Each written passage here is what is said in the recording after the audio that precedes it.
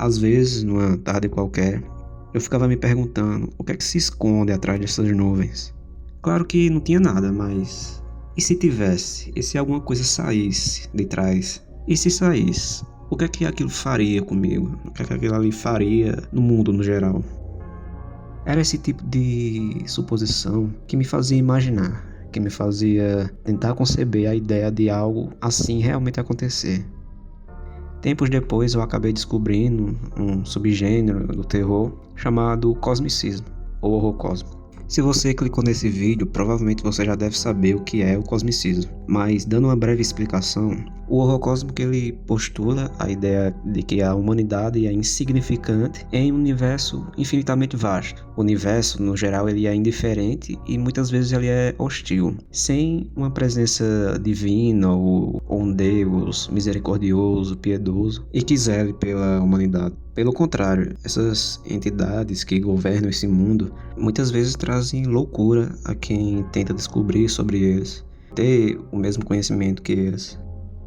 Em suma, eles são indiferentes à humanidade e o ser humano é irrelevante na ordem cósmica ou caos cósmico, né? Enfim, depende do ponto de vista. Enquanto eu relia o chamado de Cthulhu, eu percebi que é o mistério que sustenta esse subgênero. É a soberba que precede a queda. Na verdade, o mistério ele está presente em vários tipos de literatura, mas no cosmicismo em si, o mistério é aquilo que vem antes de ser revelado a desordem, de ser revelado o desconhecido. No conto chamado de Cthulhu, do Lovecraft, o protagonista ele descobre a existência de um culto que gira em torno dessa criatura. Então, a partir daí já começa o mistério de tentar entender o que é essa entidade, do quanto tempo esse culto existe e do que eles exatamente querem com isso. No fim, ele descobre que essa entidade ela vive na Terra muito antes da humanidade sequer existir. Só que, contemporâneo ao próprio Cthulhu, existindo também outras entidades, outros seres cósmicos que acabaram convivendo com ele, né, no mesmo ambiente ali na Terra e, igual ao ser humano, eles travaram guerras. Talvez guerra por território, poder, enfim. Cthulhu, no final, acabou hibernando na sua cidade chamada R'lyeh e, a partir daí, ele, apesar de adormecido, ele continuava se comunicando com os seres vivos que viviam na Terra. No caso, veio a existência da humanidade e, percebendo que a humanidade era um tipo de espécie inteligente, racional, ele resolveu usar a humanidade como ferramenta para perpetuar a sua própria existência. Desde os tempos do Homem da Caverna, do Antigo Egito, Idade Média, época do Renascimento, Idade Moderna, enfim, todas essas épocas sempre houve esse culto, sempre houve essa comunicação psíquica, porque o Cthulhu ele estava adormecido, mas ele continuava se comunicando com a humanidade através dos sonhos. E dessa comunicação, sem sombra de dúvidas, a mais eficiente vinha justamente daquelas pessoas que tinham uma inclinação mais voltada para a ciência e para a arte.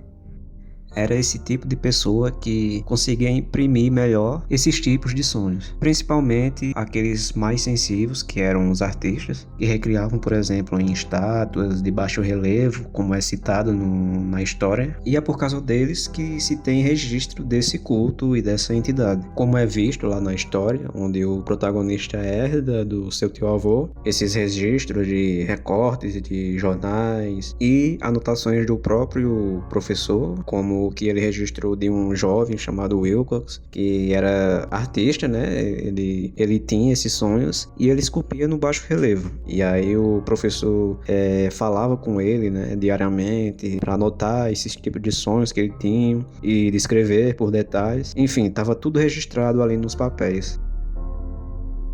Agora, o mais interessante é que quando essas pessoas sensíveis vão tentar expor ao mundo essa mensagem do desconhecido, a maioria das vezes eles não são compreendidos. Eles sempre vão ser tratados com chacota, com deboche, e até faz sentido, porque se você chega para alguém e fala que no nosso mundo espreitam criaturas cósmicas superior à humanidade que pode acabar com toda a vida na Terra em um piscar de olhos, obviamente as pessoas não vão levar muito a sério, as pessoas vão só pensar, é um cabo aí falando um monte de merda, sem sentido. E é a partir daí que surge esse desprezo das próprias pessoas em relação a essa outra pessoa que descobriu a verdade. Então, o desconhecido no cosmicismo, ele é solitário. E esse desconhecido solitário é o que vai fazer a pessoa guardar essas informações para ela, porque se ela for tentar revelar, né, trazer luz a esses conhecimentos,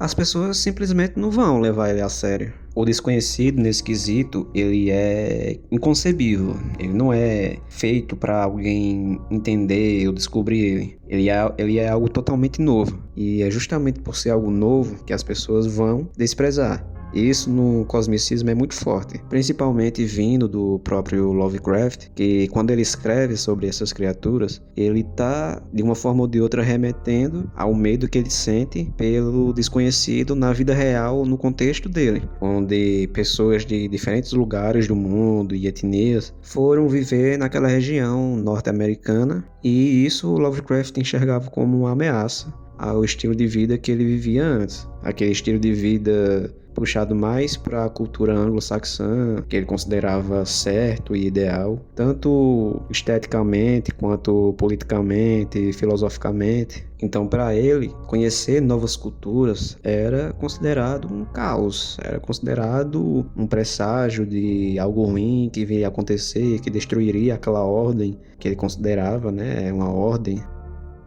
Portanto, o que Lovecraft sentia, acima de tudo, perante algo desconhecido, era o medo.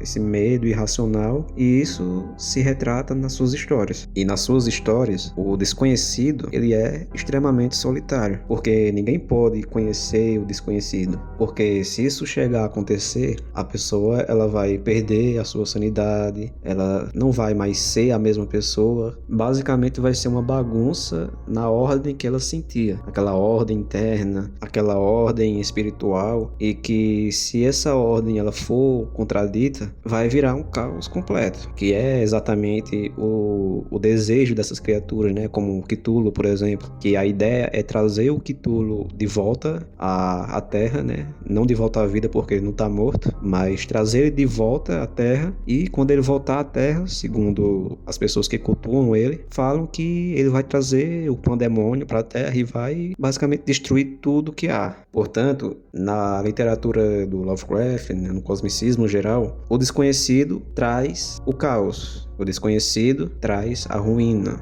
traz toda aquela desordem que ameaça toda aquela ordem que existia antes. Para entender como o desconhecido é solitário, basta a gente seguir o seguinte esquema.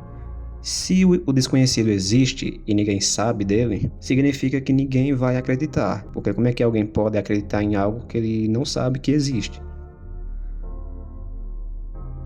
Mas suponhamos que você descobre sobre esse desconhecido e agora ele passa a ser do seu conhecimento. Se você resolve não contar para ninguém, as pessoas ainda continuarão não acreditando, porque se você conheceu o desconhecido e não contou para alguém, essas pessoas já não vão saber, e é a mesma coisa da anterior. Ou seja, elas não vão acreditar, porque como é que elas vão acreditar em algo que elas não têm conhecimento ainda? Tipo, você só obteve esse conhecimento, mas você não passou adiante. Mas digamos que você sabe sobre isso e resolve contar para alguém. É basicamente aquilo que eu falei antes. Se você conta para alguém sobre esse desconhecido, essa pessoa ela não vai acreditar, justamente por ser algo muito irreal, algo muito fora da realidade dela. E assim ela vai te tratar com desprezo, porque o que você está falando não faz sentido. Então, no final, só resta você. Então, é por isso que o desconhecido, ele é solitário. Inteiramente solitário. Todos os caminhos do desconhecido levam ao desprezo.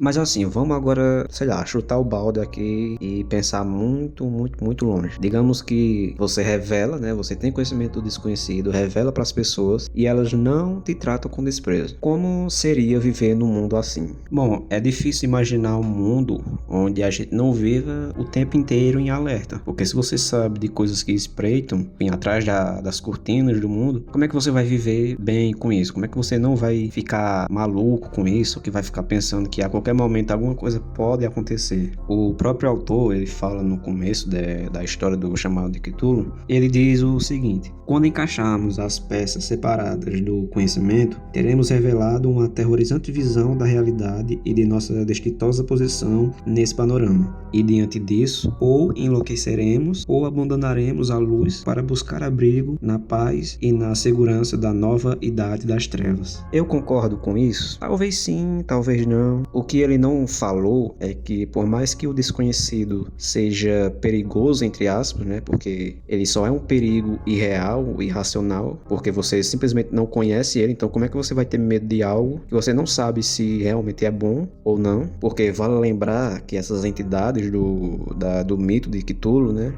não são necessariamente maus. Eles só são indiferentes à humanidade. Nem todo ser das histórias de Lovecraft são como o Cthulhu.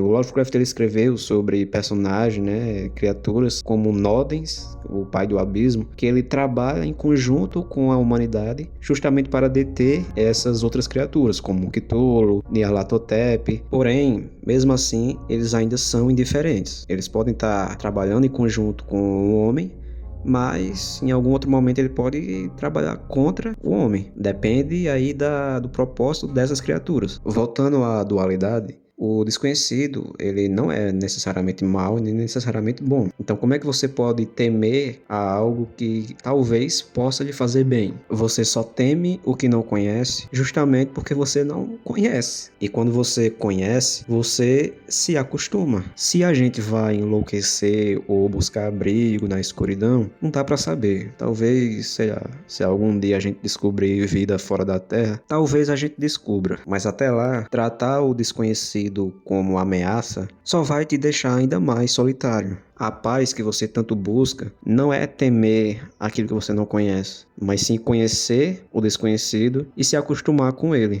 Talvez ele seja bom, você só não sabe ainda porque você tem medo. Quantas vezes você já se pegou numa situação onde você estava muito nervoso e percebeu que não era nada demais? Você simplesmente só tinha medo de algo que você idealizava na sua cabeça, que você imaginava que era assim, mas no final, quando você foi lá e enfrentou, você percebeu que não era essas coisas e que foi um medo de verdade irracional. Foi um medo projetado pela sua fantasia, pela sua imaginação. Quanto mais você desbrava o mundo e percebe que nem tudo é esse bicho de 7 cabeças, que nem tudo é algo que você deve correr, você vai se acostumando com isso e aí você percebe que todo aquele medo irracional só te travava e te impedia de ser feliz de verdade. E como eu sei que isso vai trazer felicidade, bom, na verdade eu não sei, quem tem que saber é você, mas você só vai saber se você enfrentar esse medo. E sejamos sinceros, o que é que você tem agora que você tem tanto medo de perder? Será que realmente vale a pena você se segurar tanto assim? Se você realmente não tem nada a perder, então o desconhecido ele não é um inimigo.